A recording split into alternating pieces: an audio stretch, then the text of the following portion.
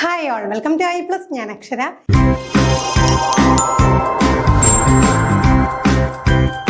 Seated examination വല്ലാതെ lag ആവുന്നതിനെ കുറിച്ച് ഒരുപാട് പേർക്ക് കൺഫ്യൂഷൻ ഉണ്ടായിരുന്നു. അപ്പോൾ പഠിച്ചുകൊണ്ടിരുന്നവരൊക്കെ എന്ത് ചെയ്യണം, പഠിത്തം നിർത്തി വെക്കണോ എന്നൊക്കെ ചിന്തിക്കുന്നതായിട്ട് അറിഞ്ഞു. അങ്ങനെയൊന്നും ചിന്തിക്കേണ്ട.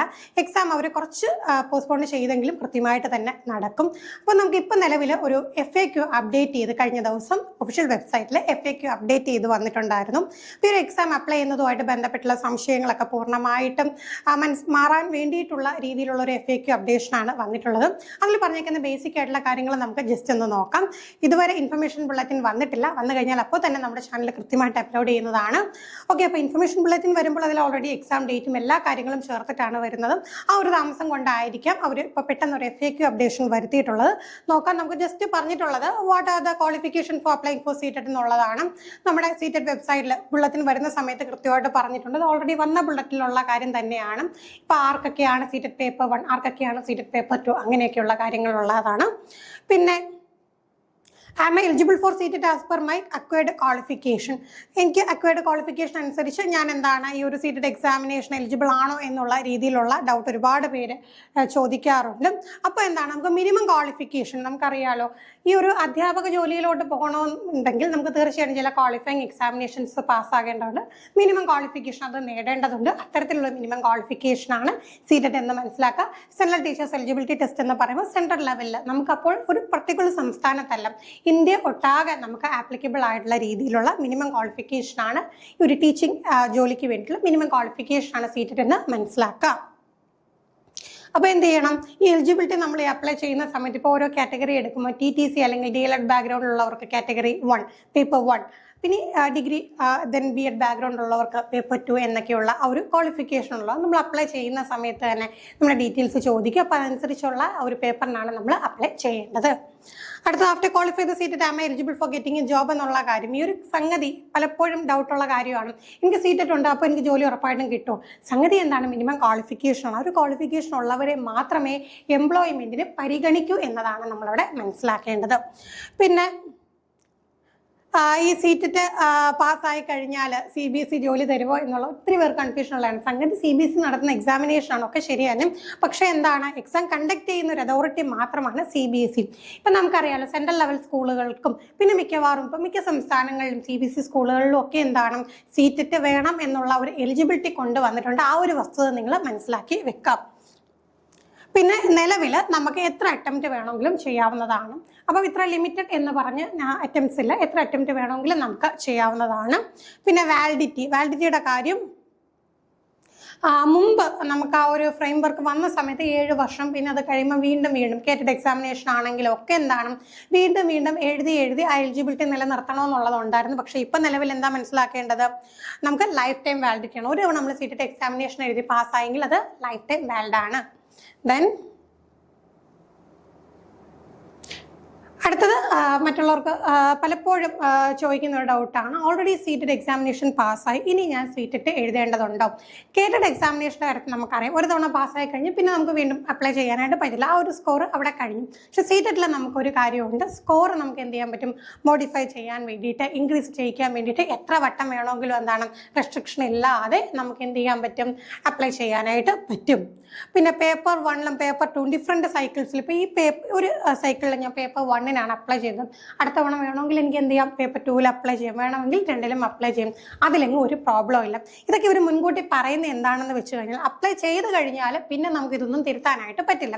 അതുകൊണ്ട് മുൻകൂട്ടി തന്നെ എന്താണ് നമ്മുടെ ഈ ഒരു ഏജൻസി ഓൾറെഡി നമുക്ക് വേണ്ട കാര്യങ്ങൾ നമ്മളെ അറിയിച്ചേക്കുവാണ്. പിന്നെ മിസ്റ്റേക്ക് വന്നാൽ തിരുത്തുന്ന കാര്യങ്ങളൊക്കെയാണ്. ഓഫ്ലൈൻ മോഡിലൊന്നും നമുക്ക് മിസ്റ്റേക്ക് തിരുത്താൻ പറ്റില്ല. മിസ്റ്റേക്ക് തിരുത്താനായിട്ട് ഓൺലൈൻ പോർട്ടൽ എപ്പോഴും ഓൺ ആകുന്നു അപ്പോൾ മാത്രമേ നമുക്ക് ഓൺലൈൻ കറക്ഷൻ അവൈലബിൾ ആയിട്ടുള്ളൂ.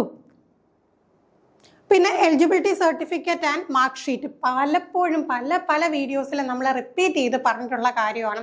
സീറ്റിൻ്റെ സ്കോർ കിട്ടി, സ്കോർ ഡൗൺലോഡ് ചെയ്തു, പക്ഷേ ഇതാണോ സർട്ടിഫിക്കറ്റ്, ഇതും കൊണ്ടാണോ നമ്മൾ ചെല്ലേണ്ടത് എവിടെയെങ്കിലും ജോബിന് വേണ്ടി പോകുമ്പോൾ?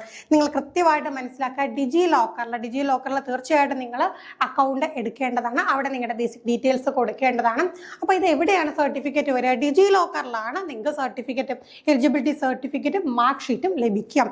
നമ്മൾ റിസൾട്ട് വരുന്ന സമയത്ത് കയറി നോക്കുമ്പോൾ കാണുന്ന ഒരു പ്രൊവിഷണൽ ഷീറ്റ് മാത്രമാണ്. അതല്ല നമ്മുടെ മാർക്ക് ഷീറ്റ് അല്ലെങ്കിൽ നമ്മുടെ സർട്ടിഫിക്കറ്റ് എന്ന് പറയുന്നത്.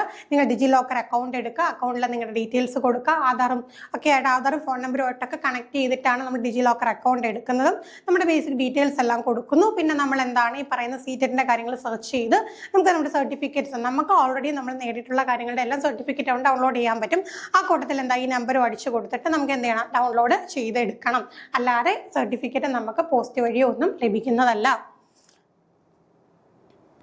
പിന്നെ എലിജിബിലിറ്റി സർട്ടിഫിക്കറ്റ് ആരാണ് പാസ്സാകുന്നത്? 60% മാർക്ക് വാങ്ങുന്നവരാണ് പാസ്സാകുന്നത്. അതിൽ തന്നെ എന്താണ് ഈ പറഞ്ഞ റിലാക്സേഷൻ ഉണ്ട്. ഓൾറെഡി മുമ്പ് പറഞ്ഞ കാര്യം തന്നെയാണ്, ചേഞ്ച് ഒന്നുമില്ല. OBC, ദെൻ എന്താണ് SC/ST, പിന്നെ പേഴ്സൺ വിത്ത് ഡിസബിലിറ്റി, അങ്ങനെയൊക്കെയുള്ള പല പല കാറ്റഗറീസ് വരുമ്പോഴത്തേക്ക് എന്താണ് നിയമം അനുശാസിക്കുന്ന തരത്തിലുള്ള ആ ഒരു റിലാക്സേഷൻ എല്ലാവർക്കും ലഭിക്കുന്നതാണ്. പിന്നെ വെഡിങ് ഔട്ട് റൂൾസ് പറയുന്നുണ്ട്. 2 months record of central teachers eligibility test preserve ചെയ്യും. 2 month അവർ റിസൾട്ട് വരുന്നവരെ അവരെന്ത് ചെയ്യാൻ പറ്റും, അവരവരുടെ കയ്യിൽ വെക്കും. പിന്നെ എന്താണ് അവരുടെ റൂൾസ് അനുസരിച്ച് പിന്നെ ഡിസ്പോസ് ചെയ്യും. നമ്മളെ ബാധിക്കുന്ന കാര്യമല്ല. പിന്നെ ഡോക്യുമെന്റ് വെരിഫിക്കേഷൻ എന്ന് പറയുന്ന സംഗതി, ഈ പറയുന്ന document should be forward by the concern recruitment authority ഉള്ളൂ. ഒരിക്കലും നമ്മളിപ്പോൾ സീറ്റിന് അപ്ലൈ ചെയ്യുന്നു, നമ്മൾ ഇന്ന ക്വാളിഫിക്കേഷൻ വെച്ച് അപ്ലൈ ചെയ്തേക്കുന്നത്, ആ ഒരു രീതിയിലും ആ ഒരു സർട്ടിഫിക്കറ്റും ഏജൻസി ചോദിക്കുന്നില്ല. സെറ്റ് എക്സാം ഒക്കെ എഴുതിയവർക്ക് അറിയാം, നമ്മൾ പിന്നെ സർട്ടിഫിക്കറ്റുകളെല്ലാം LBS സെൻ്ററിലോട്ടൊക്കെ അയച്ചു കൊടുക്കണം. ഇത് അങ്ങനത്തെ പരിപാടി ഒന്നുമില്ല. നമ്മൾ എപ്പോഴാണ് ഒരു എംപ്ലോയ്മെൻറ്റിന് ചെല്ലുന്നതും അപ്പോഴാണ് ഈ പറയുന്ന കാര്യങ്ങളൊക്കെ വാലിഡ് ആണോ എന്ന് പരിശോധിക്കുന്നത്. അല്ല നമ്മൾ എന്ത് ഡീറ്റെയിൽസ് കൊടുത്തോ അതിൻ്റെ ബേസിസിലായിരിക്കും നമുക്ക് സീറ്റ് എക്സാം എഴുതാൻ സാധിക്കുക. പിന്നെ വെരിഫിക്കേഷൻ റിപ്പോർട്ടൊന്നും നമുക്ക് ഇതുപോലെ കോപ്പിയൊന്നും ലഭിക്കുന്നതല്ല. ഇൻഫർമേഷൻ ബുള്ളറ്റിൻ എന്താണെന്നുള്ള ഒരു ഡൗട്ട് ചോദിക്കാറുണ്ട്. ഇൻഫർമേഷൻ ബുള്ളറ്റിൻ എക്സാമിനേഷൻ ഡേറ്റും എല്ലാം അവർ തീരുമാനിച്ച ശേഷം പുറത്തിറക്കുന്ന ഒരു ബുള്ളറ്റിനാണ്. അതിലെല്ലാ കാര്യങ്ങളും എക്സാം ഡേറ്റും സമയവും പിന്നെ അതുപോലെ പറഞ്ഞ എവിടെയൊക്കെ ആയിരിക്കും സെൻറ്റർ എന്നുള്ള സംസ്ഥാനങ്ങളുടെ ലിസ്റ്റും സിലബസും എല്ലാം അടങ്ങിയ ഒരു ലാർജ് ഡോക്യുമെൻ്റ് ആയിരിക്കും ഇൻഫർമേഷൻ ബുള്ളറ്റിൻ എന്ന് പറയുന്നത്. എക്സാം സിറ്റി അലോട്ട് ചെയ്യുന്നത് first choice of exam city എന്ന് പറയുന്നത് മാക്സിമം അവരെന്ത് ചെയ്യും, നമ്മുടെ ഫസ്റ്റ് ചോയ്സ് തന്നെ വെച്ചിട്ട് തരാൻ ശ്രമിക്കും. എന്നിരുന്നാലും എന്താണ് സെൻട്രൽ ലെവൽ എക്സാമിനേഷൻ ആയതുകൊണ്ട് സിറ്റി ഫസ്റ്റ് ചോയ്സ് തന്നെ കിട്ടണമെന്ന് നിർബന്ധമില്ല. പിന്നെ നമുക്ക് ഓൾറെഡി അറിയാവുന്ന കാര്യങ്ങളാണ്, ഇതൊന്നും കൂടുതൽ ഡിസ്കസ് ചെയ്യേണ്ട കാര്യമില്ല. 2 പേപ്പറുണ്ട്, ഇതിനെക്കുറിച്ചൊക്കെ നമ്മൾ വീഡിയോസ് ചെയ്തിട്ടുണ്ട്. അതിലെങ്ങും യാതൊരു വിധത്തിലുള്ള മാറ്റങ്ങളും വന്നിട്ടില്ല.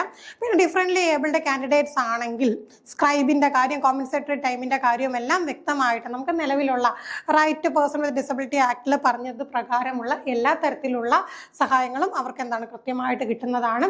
അതെല്ലാം നമുക്ക് ഓൺലൈനായിട്ട് അതിനെല്ലാം അപ്ലൈ ചെയ്യാൻ സാധിക്കുന്നതാണ്. ദെൻ B.Ed ഫസ്റ്റ് ഇയർ മറ്റൊരു എക്സാമിനേഷന് ആയിട്ട് ബന്ധപ്പെട്ട ഒരു സംശയമാണ്. B.Ed ഫസ്റ്റ് ഇയർ പഠിച്ചുകൊണ്ടിരിക്കുന്നവർക്ക് ഈ ഒരു എക്സാം എഴുതാനായിട്ട് സാധിക്കുമോ, അല്ലെങ്കിൽ ഫൈനൽ ഇയർ വന്നു റിസൾട്ട് വന്നില്ലെങ്കിൽ സാധിക്കുമോ? പിന്നെ എന്താണ് ഈ എക്സാം റിസൾട്ടിൻ്റെ ഡേറ്റ് എന്ന് പറഞ്ഞാൽ സീറ്റ് എക്സാമിനേഷൻ കഴിഞ്ഞിട്ടാണ്. അങ്ങനെയൊക്കെ വരുന്ന സാഹചര്യങ്ങളിൽ എന്താണ് ചെയ്യേണ്ടത് എന്നാണ്. അപ്പം നമ്മൾ എന്താണ് കൃത്യമായിട്ട് minimum qualification of teachers guide lines നോക്കാം.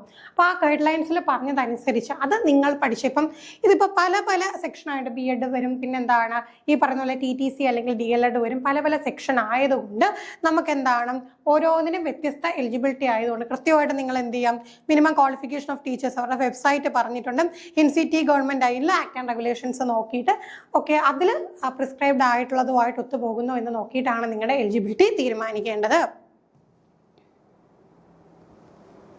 പിന്നെ എന്താണ് ഈ പറഞ്ഞ ഗവൺമെൻറ് ജോബ് ഓൾറെഡി നമ്മൾ പറഞ്ഞ കാര്യമാണ്. ഈ സർട്ടിഫിക്കറ്റ് ഉണ്ട് എന്ന് പറഞ്ഞുകൊണ്ട് നമുക്ക് ഗവൺമെൻറ് ജോബ് കിട്ടുമെന്ന് ഉറപ്പ് പറയാൻ പറ്റില്ല. പക്ഷേ ഗവൺമെൻറ് ജോബിന് അപ്ലൈ ചെയ്യണമെങ്കിൽ മിനിമം ക്വാളിഫിക്കേഷനാണ് സീറ്റ് എന്ന് പറയുന്നത്.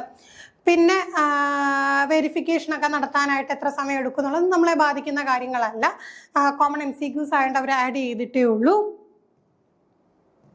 പിന്നെ നമുക്ക് ജസ്റ്റ് എന്താണ് ലാസ്റ്റ് ഒരു പറഞ്ഞേക്കുന്ന കാര്യം, subject to revision and only for general information. ഈ പറയുന്ന ഇൻഫർമേഷൻ ബുള്ളറ്റിൻ എല്ലാ കാലവും ഇൻഫർമേഷൻ ബുള്ളറ്റിൻ അല്ല, FAQ എന്ന് പറയുന്ന സംഗതി എല്ലാ കാലവും ഒരുപോലെ നിൽക്കണമെന്നില്ല. സാഹചര്യങ്ങൾ അനുസരിച്ച് അവർക്ക് എന്താണ് മാറ്റങ്ങൾ വരാം, അവർ റിവൈസ് ചെയ്യും. ഇപ്പം ഈ പറഞ്ഞ കാര്യങ്ങൾ നിലവിൽ നമ്മുടെ സംശയങ്ങളൊക്കെ ഒന്ന് ദൂരീകരിക്കാൻ വേണ്ടിയിട്ട് ഇറക്കിയതാണ്. ഇൻഫർമേഷൻ ബുള്ളറ്റിൻ എപ്പോഴാണോ പബ്ലിഷ് ആവുന്ന ആ ടൈമിൽ മാത്രമേ പൂർണ്ണമായിട്ടും നമുക്ക് എക്സാമിൻ്റെ എല്ലാ കാര്യങ്ങളും ഇവിടെ അറിയാൻ കഴിയൂ. അപ്പോൾ എന്തൊരു ലീഗൽ ഡോക്യുമെൻ്റ് ഒന്നുമല്ല ഈ പറഞ്ഞത്. ജസ്റ്റ് എന്താണ് ഒരു അവയർനെസ്സിന് വേണ്ടിയിട്ട് എക്സാമിനേഷൻ അപ്ലൈ ചെയ്യാനായിട്ടിരിക്കുന്നവരെ പ്രിപ്പയർ ചെയ്യുന്നവർക്കൊക്കെ ഉള്ളൊരു കൺഫ്യൂഷൻ കൺഫ്യൂഷൻ ഒഴിവാക്കാൻ വേണ്ടിയിട്ട് ജസ്റ്റ് റീസെൻ്റ്ലി 2 days മുമ്പ് അപ്ഡേറ്റ് ചെയ്ത് ഇറക്കിയ ഒരു ഡോക്യുമെൻ്റ് മാത്രമാണ് ആ ഒരു ഇതിൽ കാണാം. അപ്പോൾ ഇതിലൊന്നും കൂടുതൽ കൺസേൺ ആവേണ്ട കാര്യമൊന്നുമില്ല. നമ്മുടെ ലക്ഷ്യം എന്താണ്?